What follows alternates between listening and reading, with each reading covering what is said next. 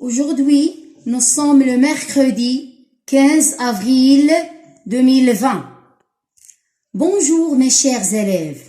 On a déjà vu dans une leçon précédente que le complément d'objet direct complète un verbe.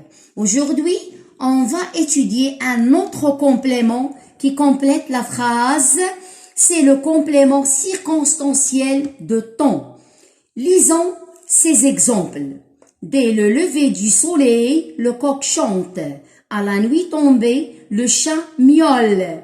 Bientôt, nous serons en CM2. Alors, observez bien les exemples. Qu'est-ce que vous remarquez les enfants? On remarque qu'il y a des mots qui s'écrivent en vers.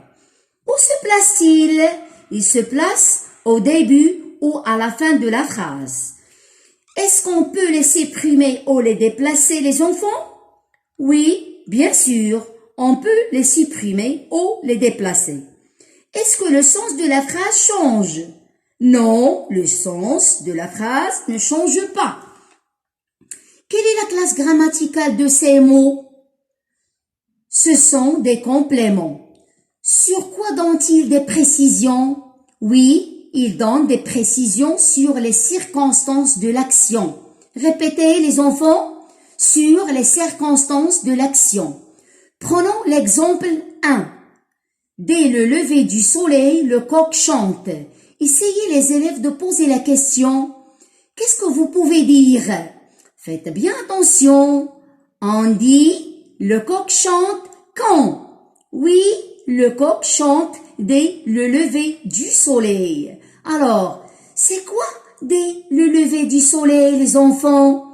C'est un complément circonstanciel de temps. À quelle question répond-il? Elle répond à la question quand après le verbe.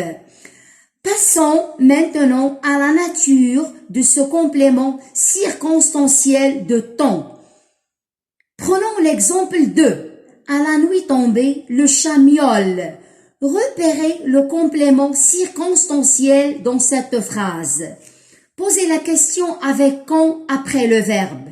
Réfléchissez bien les enfants avant de répondre. Qu'est-ce qu'on dit? On dit que le chat miaule quand? Répondez, le chat miaule à la nuit tombée. Observez ce groupe du mot, à la nuit tombée. De quoi se compose-t-il?